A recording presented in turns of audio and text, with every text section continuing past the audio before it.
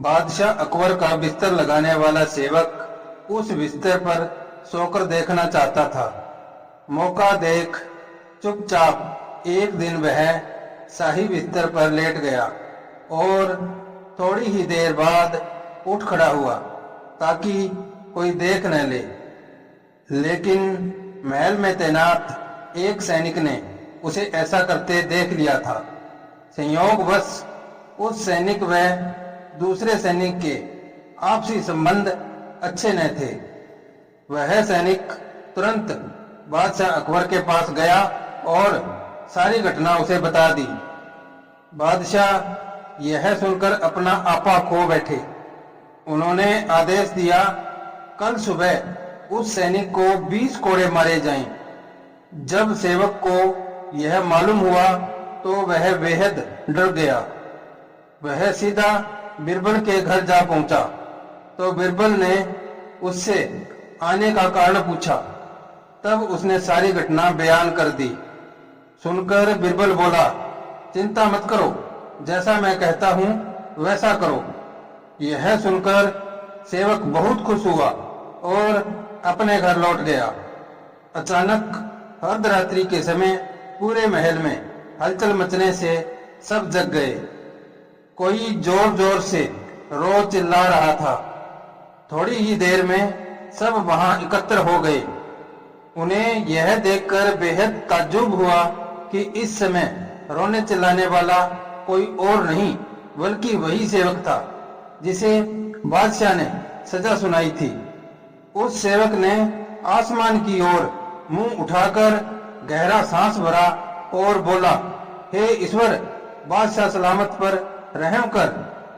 उसके हाव भाव उदासी भरे थे और वह अभी भी आकाश की ओर ही ताक रहा था। तब महल में तैनात कुछ सैनिकों ने सोचा, शायद इस पर किसी बुरी आत्मा का साया पड़ गया है, और वे उस सेवक पर पवित्र जल के छींटे मारने लगे।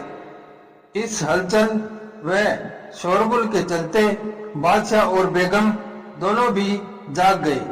वे भी वहीं आ पहुंचे।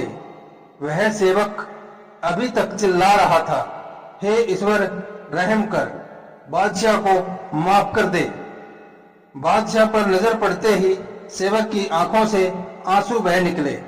वह रोता रोता बोला, हुजूर, आपके लिए कितनी बड़ी सजा है। मेरी सजा तो कुछ भी नहीं है इसके सामने। अकबर यह सुनकर शक पकाते हुए बोले, मेरी सजा? क्या बकवास कर रहे हो तुम? सेवक बोला, हुजूर, मैंने सपने में देखा कि मृत्यु के दूत यानी यमदूतों ने आपको एक खंबे के साथ बांध दिया है और आपको कोड़े मारे जा रहे हैं। यह देखते ही मैं कूदकर आपके और यमदूत के बीच आ गया और बोला, नहीं, हमारे बादशाह को कोड़े से मत मारो, इसके बदले मुझे सजा दे दो। लेकिन यमदूत कहने लगा, नहीं, सजा इसे ही मिलेगी। तुम तो थोड़ी ही देर के लिए शाही बिस्तर पर लेटे थे और तुम्हें इसके लिए 20 कोड़ों की सजा मिली है, जबकि बादशाह तो सालों साल से शाही बिस्तर पर सोते आ रहे हैं।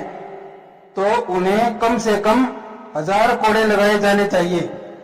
कहकर वह सेवक दहाड़े मारकर जोर जोर से रोने लगा। बादशाह कुछ न बोले, लेकिन सेवक को दी गई सजा वापस ले ली। वह समझ गए थे इस सारे नाटक के पीछे जरूर बिरबल का हाथ है।